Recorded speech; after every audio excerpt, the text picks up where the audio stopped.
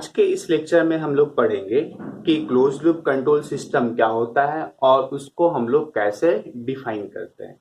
इसके साथ ही हम लोग देखेंगे कि क्लोज लूप कंट्रोल सिस्टम का एडवांटेज क्या है और उसका डिसएडवांटेज क्या है।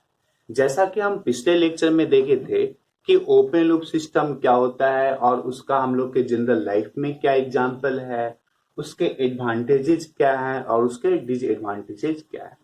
तो ये जो क्लोज लूप कंट्रोल सिस्टम है, दैट मीन्स आज का जो क्लास है that is very very important. बहुत कुछ आपको यहाँ से सीखने को मिलेगा। ठीक, तो चलिए हम स्टार्ट करते हैं कि क्लोज लूप कंट्रोल सिस्टम क्या होता है। ठीक, तो क्लोज लूप कंट्रोल सिस्टम में नाम से आपको समझ में आ रहा है कि क्लोज लूप, दैट मीन्स इसका जो लूप होगा वो क्या होगा, क्लोज होगा। लूप जो होगा वो क्या होगा, क्लोज होगा। तो क्लोज हम लोग कैसे करेंगे, क्लोज हम लोग कैसे करेंगे? तो क्लोज जो हम करेंगे, आउटपुट को इनपुट के साथ में क्या करेंगे, क्लोज करेंगे। आउटपुट को इनपुट के साथ में क्लोज करेंगे। दैट मीन्स एक पाथ हम प्रोवाइड करेंगे, एक पाथ हम प्रोवाइड करेंगे जो आउटपुट से इनपुट की तरफ हो, आउटपुट से इनपुट की तरफ हो। और ये आउटपुट से जो इनपुट की तरफ होता है उसको हम लोग क्या बोलते हैं, फीडबैक पाथ। क्या बोलते हैं इसको, फीडबैक पाथ। ठीक, तो ये मेरा क्या होता है, आउटपुट, और ये मेरा क्या होता है, रेफरेंस इनपुट। रेफरेंस इनपुट आज आज आपको समझ में आएगा कि रेफरेंस इनपुट क्या होता है। ठीक, और हम लोग इसको डिफाइन कर सकते हैं सेट इनपुट, सेट इनपुट। ठीक है, this has negative sign and this has positive sign.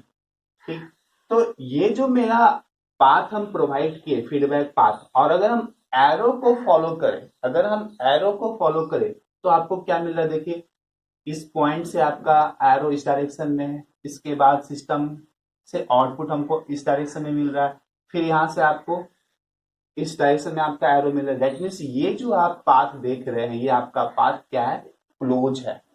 ये पाथ आपका क्या है, क्लोज है, और साथ में ये लूप का भी फॉर्मेशन कर रहा है, क्लोज लूप का फॉर्मेशन कर रहा है इन पार्टिकुलर डायरेक्शन, क्लोज लूप का फॉर्मेशन कर रहा है इन पार्टिकुलर डायरेक्शन।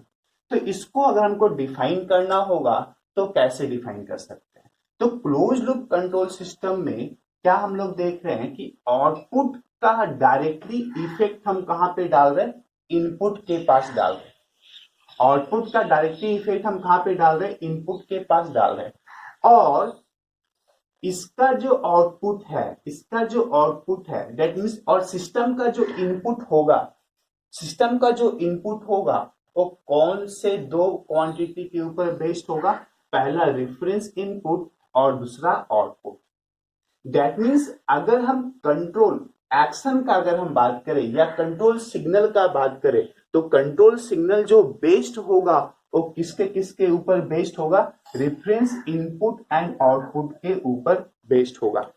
वैसा सिस्टम जिसमें कि कंट्रोल एक्शन और control signal based on reference input and the output, that system is called as close loop control system. Close loop control system और close loop system. ठीक, तो हम लोग जानते हैं कि जो क्वांटिटी हमको यहाँ पे मिलता है इसको हम लोग क्या बोलते हैं, एरर बोलते हैं। क्या बोलते हैं इसको हम लोग, एरर बोलते हैं।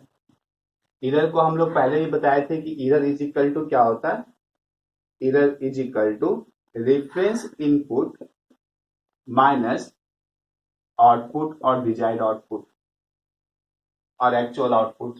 ठीक, रेफरेंस इनपुट माइनस आउटपुट हमको क्या मिलेगा, एरर मिलेगा। ठीक, और ये एरर सिग्नल मेरा कहां पे जाएगा, एक्चुअली सिस्टम में जाएगा प्रोसेस करने के लिए। इसको ही, इस पूरे सिस्टम को हम लोग दो पार्ट में अलग अलग कर दें इस ब्लॉक डायग्राम में। इस ब्लॉक डायग्राम में अलग अलग किए हैं तो मेरा एक पार्ट हो गया आपका कंट्रोलर का और दूसरा पार्ट आपका क्या हो गया, सिस्टम का। दूसरा पार्ट आपका क्या हो गया, सिस्टम का। ठीक, और हम लोग यहाँ पे क्या डालेंगे, रेफरेंस इनपुट और सेट इनपुट। सेट इनपुट, ये प्लस साइन, ये आपका क्या हो जाएगा, माइनस साइन, और ये क्या हो जाएगा आपका आउटपुट हो जाएगा, आउटपुट हो जाएगा। ठीक, तो यहाँ पे भी जो इस पॉइंट पे हमको जो मिलेगा वो क्या मिलेगा, हमको एरर मिलेगा। क्या मिलेगा हमको, एरर। तो क्लोज लूप कंट्रोल सिस्टम में क्या होगा, ये जो एरर होगा, एरर वो डिपेंड करेगा कौन से दो क्वांटिटी के बीच, कौन से दो क्वांटिटी पे डिपेंड करेगा, रेफरेंस इनपुट एंड आउटपुट के ऊपर डिपेंड करेगा, रेफरेंस इनपुट एंड आउटपुट के ऊपर डिपेंड करेगा। जैसा कि हम पिछले दिन देखे थे, ओपन लूप कंट्रोल सिस्टम में क्या होता है, रेफरेंस इनपुट मतलब जो इनपुट हम यहाँ पे दे रहे थे वो डायरेक्टली कंट्रोलर में जा रहा था और कंट्रोलर के बाद सिस्टम में जा रहा था, नहीं कंट्रोलर के बाद आपका क्या हो रहा है, सिस्टम में जा रहा था। कोई भी क्वांटिटी हम आउटपुट से इनपुट के पास नहीं लेके आ रहे थे, कोई भी क्वांटिटी हम आउटपुट से इनपुट की तरफ नहीं लेके आ रहे थे। मतलब ओपन लूप सिस्टम में जो एरर सिग्नल होगा या कंट्रोल एक्शन जो होगा, totally based upon the reference input, totally based upon the reference input. Clear? तो ये है आपका block diagram control system, close loop control system का। ठीक, तो इसके बाद अगर हम देखें एग्जाम्पल का, अगर हम बात करें एग्जाम्पल का, अगर हम बात करें क्लोज लूप कंट्रोल सिस्टम का, तो बताइए तो क्लोज लूप कंट्रोल सिस्टम का सबसे अच्छा एग्जाम्पल क्या हो सकता है? हम लोग के घर में एसी, हम लोग के घर में क्या होता है, एसी। एसी जो आपका एक एग्जाम्पल है, ये आपका क्या है, क्लोज लूप कंट्रोल सिस्टम का एक अच्छा एग्जाम्पल जो कि हम लोग जनरल लाइफ में देखने को मिलता है। तो उस एग्जाम्पल को लेकर के ऑलरेडी हम आपको समझा चुके हैं। तो आज हम एक दूसरा एग्जाम्पल लेते हैं और उससे हम लोग क्लोज लूप कंट्रोल सिस्टम को अच्छी तरीके से समझते हैं। ठीक है,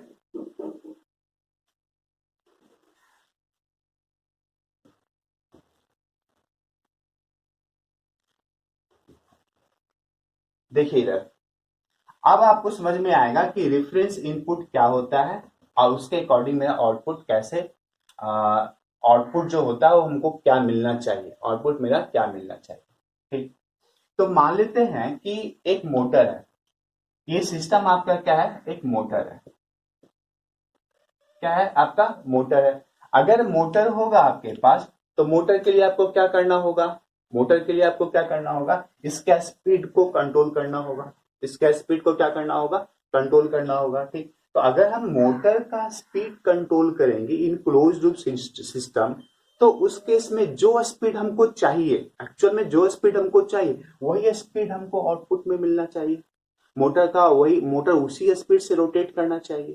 ठीक, तो कैसे मोटर रोटेट करेगा, डिजायर्ड स्पीड से, जो हम चाहेंगे, जो हम सेट करेंगे उस स्पीड से। ठीक, तो मान लेते हैं कि मोटर को कितना आरपीएम से रोटेट करवाना है, 1000 आरपीएम से रोटेट करवाना है, 1000 आरपीएम से हमको रोटेट करवाना है। तो 1000 आरपीएम से रोटेट करवाना है, डेट मीन्स हमको चाहिए मोटर का स्पीड कितना, 1000 आरपीएम कांस्टेंट, 1000 आरपीएम क्या चाहिए हमको, कांस्टेंट। तो ये जो स्पीड हुआ, ये स्पीड आपका क्या हो गया, रेफरेंस वैल्यू हो गया, ये आपका क्या हो गया, रेफरेंस स्पीड हो गया आपका कितना, 1000 आरपीएम। रेफरेंस स्पीड कितना हो गया, 1000 आरपीएम, और सेट इनपुट क्या हो गया, 1000 आरपीएम। जैसे कि हम लोग एसी, जब हम एयर कंडीशनर का बात कर रहे थे तो रूम का टेम्परेचर हम कितना सेट कर रहे थे, 26 डिग्री सेल्सियस। कितना सेट करे, 26 डिग्री सेल्सियस सेट कर रहे थे, मतलब सेट इनपुट क्या डाल रहे थे हम, 26 डिग्री सेल्सियस। तो उस केस में मेरा रेफरेंस वैल्यू कितना था, 26 डिग्री सेल्सियस। बट हम मोटर का स्पीड यहाँ पे कितना करना चाहते हैं, 1000 आरपीएम, 1000 आरपीएम। तो रेफरेंस स्पीड कितना हो जाएगा, 1000 आरपीएम। ठीक, रेफरेंस स्पीड कितना हो जाएगा, 1000 आरपीएम। इसके बाद 1000 आरपीएम, फॉर एग्जाम्पल मोटर अभी क्या है, स्टॉप है, मोटर आपका क्या है, स्टॉप है। पावर सप्लाई हम इसको देंगे, पावर सप्लाई हम इसको देंगे, ठीक, पावर सप्लाई हम इसको देंगे। तब उसके बाद जब हम ऑन करेंगे इस सिस्टम को, जब हम ऑन करेंगे तो क्या होगा, इसका जो स्पीड होगा मोटर का धीरे धीरे राइज करेगा। देखिएगा ग्राफ से, ये आपका टाइम हो गया और ये आपका स्पीड हो गया। ठीक, हम रेफरेंस वैल्यू कितना सेट किए हैं, 1000 आरपीएम। रेफरेंस वैल्यू कितना सेट किया है, 1000 आरपीएम। ये मेरा क्या है, डिजायर्ड, ये मेरा क्या है, रेफरेंस वैल्यू। और मेरा स्पीड कितना चाहिए एक्चुअली आउटपुट में, आउटपुट में चाहिए 1000 आरपीएम। दैट मीन्स 1000 आरपीएम जो होगा, रेफरेंस इनपुट जो होगा, वही आपका डिजायर्ड स्पीड भी होगा जो हमको चाहिए, जो हमको चाहिए। तो डिजायर्ड स्पीड कहने का मतलब हुआ या डिजायर्ड आउटपुट कहने का मतलब हुआ that is equal to the reference input, that is equal to the reference input. ठीक, अब क्या होगा कि मोटर स्टार्टिंग में तो 0 आरपीएम, रोटेशन आपका कुछ नहीं है। उसके बाद जब हम सप्लाई देंगे और सिस्टम को ऑन करेंगे तो उस केस में एट स्टार्टिंग क्या होगा, ये 0 आरपीएम है, यहाँ पे 0 आरपीएम है और हम यहाँ पे कितना सेट कर चुके हैं 1000 आरपीएम। तो 1000 आरपीएम और यहाँ पे से 0 आरपीएम, तो 1000 minus 0 is equal to 1000 RPM के इक्वल हमको इधर यहाँ पे मिलेगा। मतलब एट स्टार्टिंग इधर जो होगा वो क्या होगा, मैक्सिमम होगा। इधर क्या होगा, एट स्टार्टिंग मैक्सिमम होगा। तो उसके अकॉर्डिंग जो कंट्रोलर होगा मोटर के स्पीड को क्या करेगा, स्पीड अप करना चाहेगा। तो क्या होगा, मोटर जो होगा वो स्टार्ट होना स्टार्ट करेगा। ठीक, स्टार्ट होना स्टार्ट करेगा। अब उसके बाद धीरे धीरे क्या होगा, जब मोटर का स्पीड इंक्रीज करते जाएगा, ये 0 से आया सपोज 50 आरपीएम, उसके बाद 100 आरपीएम आया, उसके बाद 200 आरपीएम आया। जैसे जैसे स्पीड आपका बढ़ते जाएगा वैसे वैसे इसका जो इरर होगा वो इरर क्या होगा, धीरे धीरे रिड्यूस होते जाएगा। और उसके अकॉर्डिंग जो कंट्रोलर होगा वो क्या होगा, सिस्टम को कंट्रोल करेगा, कंट्रोल सिग्नल भेजेगा सिस्टम को। तो क्या होगा, धीरे धीरे स्पीड आपका रीच करेगा किसके तरफ, 1000 के तरफ।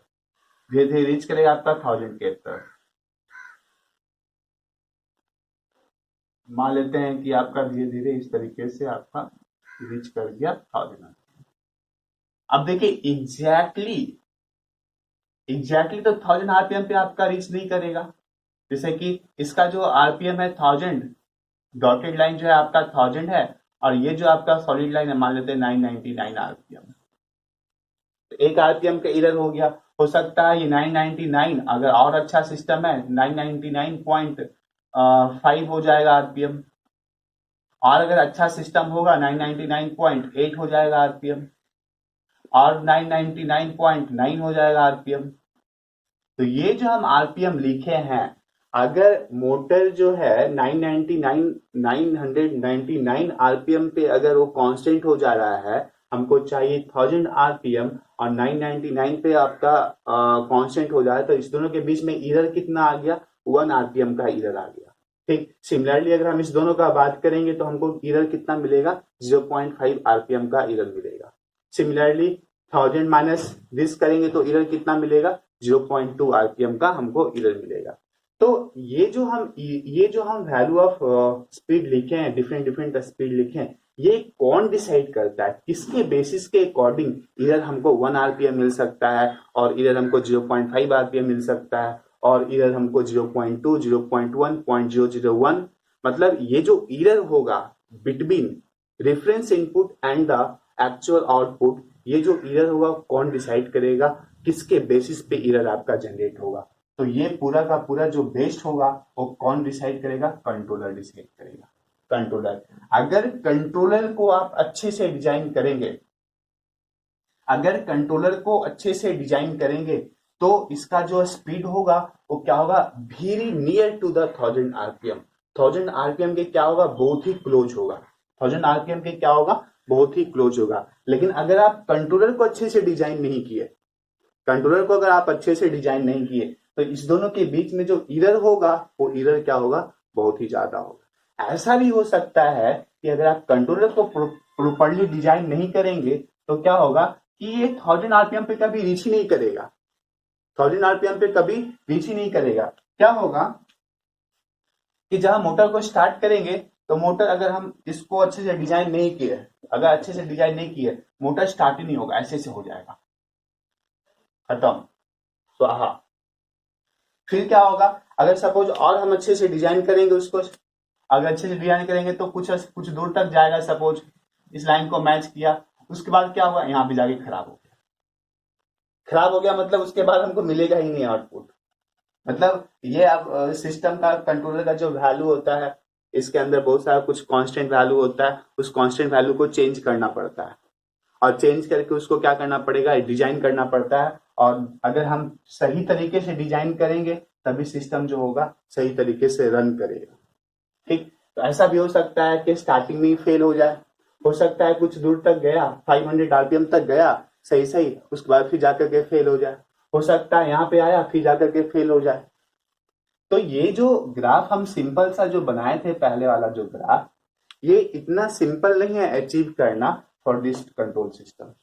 इसके लिए आपको क्या करना पड़ेगा, इस कंट्रोलर के वैल्यू को, कंट्रोलर के कांस्टेंट वैल्यू को आपको क्या करना होगा, पार्टिकुलरली अच्छे से डिजाइन करना होगा। ठीक, तो ये जो लाइन आप देख रहे थे, ये लाइन को अचीव करना इतना आसान नहीं है क्लोज लूप कंट्रोल सिस्टम। लेकिन अगर आप एक बार कंट्रोलर को अगर अच्छे से डिजाइन कर दिए, तो आपका क्या होगा, मोटर जो होगा 1000 आरपीएम पे इस तरीके से कंट्रोल होगा। ऐसा भी हो सकता है कि अगर ये तो धीरे धीरे राइज किया और 1000 आरपीएम पे रीच कर गया, ऐसा भी हो सकता है कि हम इस तरीके से इसको डिजाइन किए हैं, इसके कांस्टेंट वैल्यू को इस तरीके से सेट किए हैं कि सच दैट ये इस तरीके से ऐसा हो, इस तरीके से आपका अचीव हो सकता है हम उसको इसके वैल्यू को इस तरीके से डिजाइन किए कि ये बहुत ही स्लगिश हो जाए, बहुत धीरे धीरे इसके स्पीड को रीच करेगा। ठीक, तो बहुत टाइप का कंट्रोल हो सकता है, एंड दैट कंट्रोल कौन डिसाइड करेगा, ये कंट्रोलर डिसाइड करेगा। ठीक, तो जो भी है कंट्रोलर जो सिग्नल हमको सेंड करेगा सिस्टम को, वो किसके ऊपर बेस्ड होगा, आउटपुट और रेफरेंस इनपुट के ऊपर बेस्ड होगा, आउटपुट एंड रेफरेंस इनपुट के ऊपर बेस्ड होगा। तब ये आपका समझ में आ गया होगा कि क्लोज लूप कंट्रोल सिस्टम क्या होता है और वो मेरा किस तरीके से कंट्रोल करता है। तो ये था मेरा रेफरेंस स्पीड, और रेफरेंस स्पीड को क्या हुआ, मोटर जो है आपका अचीव किया। ठीक, ऐसा भी हो सकता है कि रेफरेंस स्पीड मेरा इस तरीके का हो, देखिएगा रेफरेंस स्पीड मेरा ये है, रेफरेंस स्पीड ऐसा हो, ये आपका मान लेते 1000 आरपीएम। ठीक, ये आपका टाइम, ये आपका रेफरेंस वैल्यू हम सेट कर देंगे। ठीक, तो मोटर क्या होना चाहिए कि इसी लाइन को फॉलो करते हुए आपका 1000 आरपीएम पे स्पीड क्या हो जाना चाहिए, कांस्टेंट हो जाना चाहिए। तो इसके लिए आपको फिर से कंट्रोलर को डिजाइन करना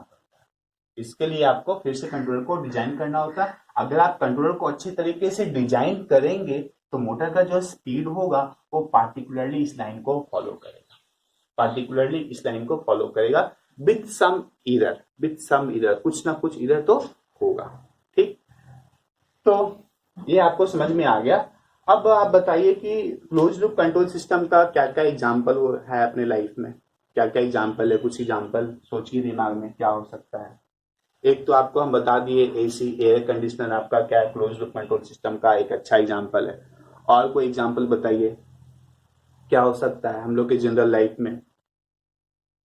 तो देखिए, अगर कोई मैन या आप, चलिए आपको ही मान लेते हैं, तो अगर आप कोई बाइक चला रहे हैं, बाइक विथ डिजायर्ड स्पीड अगर आप चला रहे हैं तो आपका क्लोज लूप कंट्रोल सिस्टम हो गया। सपोज आपको चाहिए क्या, 40 किलोमीटर पर आवर का स्पीड चाहिए, 40 किलोमीटर पर आवर का स्पीड, ज्यादा स्पीड से नहीं चलाना है। ठीक, इसलिए हम कम स्पीड ले रहे हैं। 40 किलोमीटर पर आवर से आप स्पीड चलाना चाहते हैं बाइक को, तो आप क्या देखेंगे, स्पीडोमीटर को आप कंटिन्यूअसली चेक करते रहेंगे 40 पे है या नहीं। 40 से अगर डाउन होगा एक्सीलरेटर को थोड़ा सा बढ़ाएंगे, जब एक्सीलरेटर को थोड़ा सा बढ़ाएंगे तो स्पीड फिर से आपका 40 किलोमीटर पे आ गया। ठीक, लेकिन आप जब चला रहे होंगे तो आंख बंद करके नहीं चलाना, आंख खोल करके चलाना है। आंख बंद करके चलाएंगे तो कैसे आपको फीडबैक में मिलेगा, आपको स्पीडोमीटर का जो मीटर है उसको तो आपको देखना पड़ेगा कंटिन्यूअसली, और देखने के अकॉर्डिंग अगर स्पीड डिक्रीज करेगा तो क्या करना है, एक्सीलरेटर को बढ़ाना है, और अगर स्पीड इंक्रीज कर गया थोड़ा सा तो एक्सीलरेटर को क्या करना है, थोड़ा सा कम करना है, और आपको ब्रेक लगाना है थोड़ा सा। तो अगर आप आंख खोल करके बाइक को चला रहे हैं विथ 40 किलोमीटर पर आवर, तो ये भी आपका एक क्या है, क्लोज लूप कंट्रोल सिस्टम का एक अच्छा एग्जांपल है। ठीक, और बताइए और कोई एग्जांपल। अब आप चलिए एक एग्जांपल और हम बताते हैं कि अगर आप रोड पे चल रहे हैं विथ ए डिजायर्ड पाथ, एक डिजायर्ड पाथ पे आप चलना चाह रहे हैं, तो आप बताइए, तो अगर आपको आंख बंद कर दिया जाए और बोलेगा कि आप इस रास्ते पे सही सही तरीके से चलिए, क्या आप चल पाएंगे? गड्ढे में गिर जाइएगा, कहीं किसी से टकरा जाइएगा। ठीक, तो इस तरीके का आपको होगा। तो अगर अगर कोई आदमी वॉक कर रहा है with an open eyes, not close eyes, with an open eyes, तो ये आपका क्या होगा? क्लोज लूप कंट्रोल सिस्टम का एक एग्जाम्पल होगा, क्लोज लूप कंट्रोल सिस्टम का एग्जाम्पल होगा। तब ये जो आईज जो है, मेरा आई, वो कौन सा पाथ प्रोवाइड कर रहा है? एक्चुअली इस क्लोज लूप कंट्रोल सिस्टम का कौन सा पाथ है आई हम लोगों का? जैसे कि अगर आप डिजायर्ड पाथ पे चलना चाह रहे हैं, आप इधर उधर भटक गए, तो आप सोचेंगे ना कि नहीं सही तरीके से आना है, और उसके बाद फिर से आपको उसी पाथ पे फॉलो करना है। तो क्या हो रहा है, अगर आप रॉन्ग वे में जा रहे हैं तो डायरेक्शन दे रहा है कि नहीं आप गलत रास्ते पे जा रहे हैं, आप गलत रास्ते पे जा रहे हैं, आपको उधर नहीं जाना है। मतलब आउटपुट अगर आपका जो डिजायर्ड इनपुट है या जो रेफरेंस इनपुट है, इससे अगर डेविएट होगा, तो आपका आई क्या करेगा? उसको गाइड करेगा, उसको सही रास्ते पे लेके आएगा। तो सही रास्ते पे कैसे लेके आएगा? तो ये फीडबैक देगा, ओए रास्ता आपको इधर जाना है, आप इधर जा रहे हैं, सही से चलो। तो उसके बाद दोनों के बीच में जो एरर होगा उसके अकॉर्डिंग आप सही रास्ते पे आएंगे। तो आई जो है वो एक तरह का सेंसर का काम कर रहा है यहाँ पे, और फीडबैक का काम कर रहा है। आई मेरा क्या हो रहा है? फीडबैक का भी काम कर रहा है, क्योंकि आई सिग्नल भेजता है किसको? माइंड को। ठीक, तो आपको पता चलता है कि हाँ हम लोग गलत रास्ते पे जा रहे हैं, हमको सही रास्ते पे जाना है। तो इस तरीके का आपका बहुत सारा एग्जांपल हो सकता है क्लोज लूप कंट्रोल सिस्टम का। अभी इसमें हम बहुत कुछ समझेंगे। ये तो आपको एक रेफरेंस इनपुट समझाने के लिए बताए थे, रेफरेंस इनपुट और आउटपुट समझाने के लिए बताए थे। इसमें हम बहुत कुछ देखेंगे in this control system only, close loop control system only. तो इसके बाद हम आपको डिस्कस करेंगे क्या इसके एडवांटेजेस और डिसएडवांटेजेस। ठीक है, क्लोज लूप कंट्रोल सिस्टम का क्या एडवांटेजेस है और उसके क्या क्या डिसएडवांटेजेस है। ठीक, हम एडवांटेजेस और डिसएडवांटेजेस शॉर्टकट वे में हम इसको समझेंगे।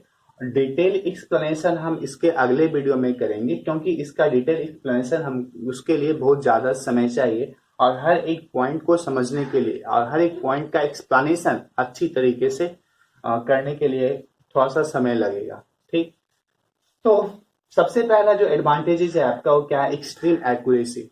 अब देखिए, फीडबैक पाथ है, आउटपुट को हम दे रहे हैं इनपुट के पास में, तो कंटिन्यूअसली क्या हो रहा है? आउटपुट को हम चेक करें कि इनपुट के साथ मैच कर रहा है या नहीं कर रहा है। तो उस केस में आपका क्या होगा? एक्यूरेसी तो ज्यादा होगा ही, एक्यूरेसी तो आपका ज्यादा होगा ही। ठीक, सेकेंड एडवांटेजेस आपका क्या है? Time response can be adjusted by proper design.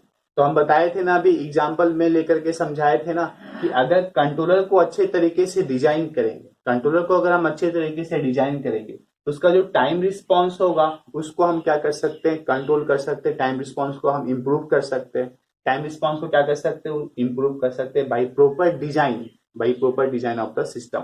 तो proper design of the system करने का मतलब जो कंट्रोलर वाला जो सेक्शन होगा उसको आपको अच्छे से डिजाइन करना है। ठीक, थर्ड नंबर आपका क्या है? It compensate all the disturbances comes in the forward path. In forward path देखिए, फॉरवर्ड पाथ में अगर कोई भी डिस्टर्बेंसेस आएगा, तो उसको क्या कर देगा? कंपेंसेट कर देगा, जो कि ओपन लूप सिस्टम आपका नहीं कर रहा था। ओपन लूप सिस्टम में हम क्या देख रहे थे कि अगर कोई डिस्टर्बेंसेस आएगा ओपन लूप सिस्टम में, तो ओपन लूप सिस्टम में तो एक ही पाथ होता है ना, फॉरवर्ड पाथ ही होता है, फीडबैक पाथ तो आपका होता नहीं। फॉरवर्ड पाथ करने का मतलब क्या हुआ कि ये जो आपका सिस्टम है, ये जो पाथ आप देख रहे हैं, ये पाथ आपका फॉरवर्ड पाथ है। ये आपका पाथ कौन सा है? Forward path.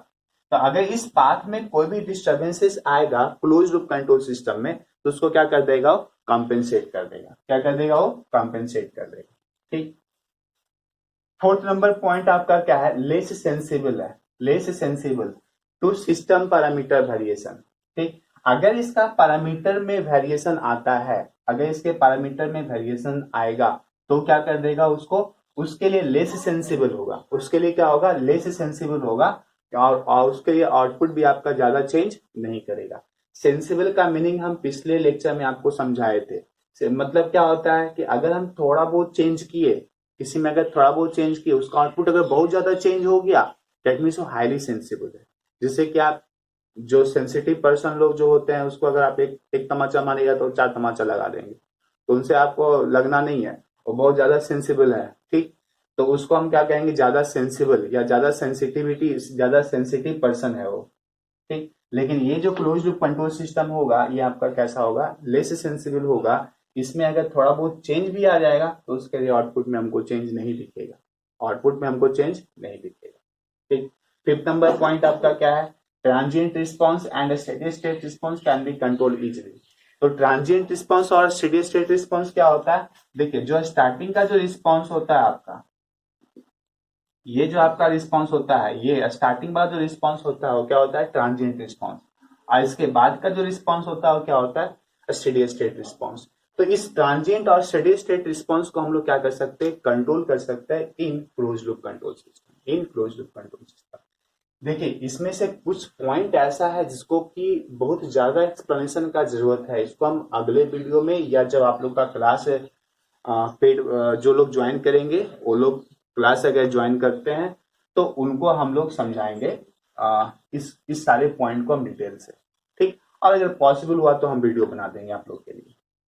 कमेंट करके मुझे बताएंगे कि अगर सर वीडियो चाहिए तो वीडियो बना देंगे, और लाइव में अगर चाहिए तो लाइव में हम आप लोग को पढ़ा देंगे, ठीक है। डिसएडवांटेजेस में आइए, तो ये क्या है आपका, मोर कॉम्प्लेक्स है। ये आपका क्या है, मोर कॉम्प्लेक्स है। मोर कॉम्प्लेक्स कैसे होगा, क्योंकि यहाँ पे फीडबैक पाथ भी आ जाएगा। जब फीडबैक पाथ आएगा तो कॉम्प्लेक्स तो स्ट्रक्चर हो ही गया, ठीक। और जब ये कॉम्प्लेक्स होगा, फीडबैक पाथ होगा, डेट मीन्स फीडबैक पाथ करने का मतलब क्या होगा, यहाँ पे सेंसर होगा, यहाँ पे क्या होगा, सेंसर होगा, ठीक। तो अगर हम सेंसर यहाँ पे लगाएंगे तो उस केस में आपका इसका कॉस्ट क्या हो जाएगा, इंक्रीज कर जाएगा। मतलब ये क्या होगा, एक्सपेंसिव होगा compare to open loop system, compare to open loop system, ठीक है। थर्ड नंबर पॉइंट आपका क्या है, reduces overall gain of the system. देखिए ये जो क्लोज लूप कंट्रोल सिस्टम है, ये क्या करता है, आउटपुट और इनपुट के बीच जो गेन होगा, गेन का मतलब क्या, output by input, output by input का जो गेन होगा, क्लोज लूप कंट्रोल सिस्टम क्या करता है, उसको रिड्यूस कर देगा, ठीक। तो ये हम देखेंगे, इस पॉइंट को हम समझेंगे कब, जब हम ट्रांसफर फंक्शन आपको बताएंगे क्लोज लूप कंट्रोल सिस्टम का, तब हम इस पॉइंट को फिर से एक्सप्लेन करेंगे, ठीक। फोर्थ नंबर आपका क्या है, if not design properly then its output get में लीड टू अनडिजायरेबल रिस्पॉन्स। मतलब अगर हम कंट्रोलर को अच्छे से डिजाइन नहीं करेंगे, हम बताए ना कि अगर आप अच्छे से डिजाइन नहीं करते तो क्या होता है, ये आपका यहीं पे खराब हो जाएगा, मिलेगा ही नहीं हमको उस तरीके का आउटपुट।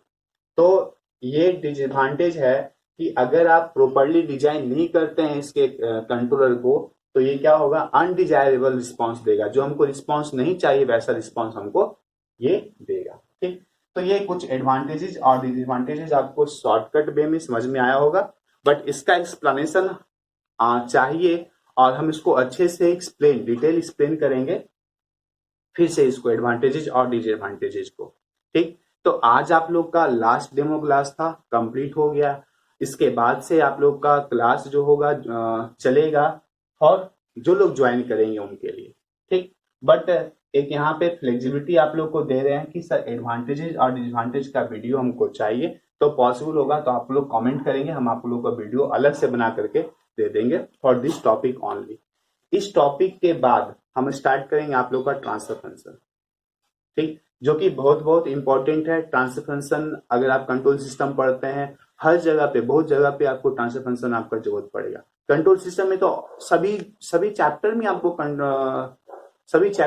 ट्रांसफर फंक्शन का जरूरत पड़ेगा, बिना ट्रांसफर फंक्शन का कुछ हो ही नहीं सकता। तो अगले लेक्चर में हम लोग देखेंगे ट्रांसफर फंक्शन क्या होता है, और उसके रिस्पेक्ट में हम लोग और भी बहुत कुछ सीखेंगे। बहुत कुछ पढ़ने का है आपको सेकेंड चैप्टर में, सब कुछ हम आप लोग को पढ़ाएंगे इन डिटेल में आप लोग को पढ़ाएंगे, शॉर्टकट में नहीं पढ़ाएंगे, ठीक है। और जो क्लास ज्वाइन करना चाहते हैं जल्दी क्लास ज्वाइन कर लीजिए, आज तक आपका लास्ट ऑफर है, इसके बाद फ्री में कोई डिस्काउंट नहीं है आप लोगों का। तो कोशिश करेंगे कि आज आप लोग ज्वाइन कर ले, अदरवाइज इसके बाद आपका डिस्काउंट वाला जो ऑफर है वो आपका खत्म हो जाएगा। ठीक, उसके बाद अगर आप ज्वाइन करते हैं तो आपको 700 रुपीज पेमेंट करना पड़ेगा। ठीक है, और इस वीडियो को जितना हो सकता है आप लोग शेयर करेंगे, अपने फ्रेंड के बीच में बताएंगे। ठीक, और अगर अच्छा लगा हो तो जो इसको लाइक करें।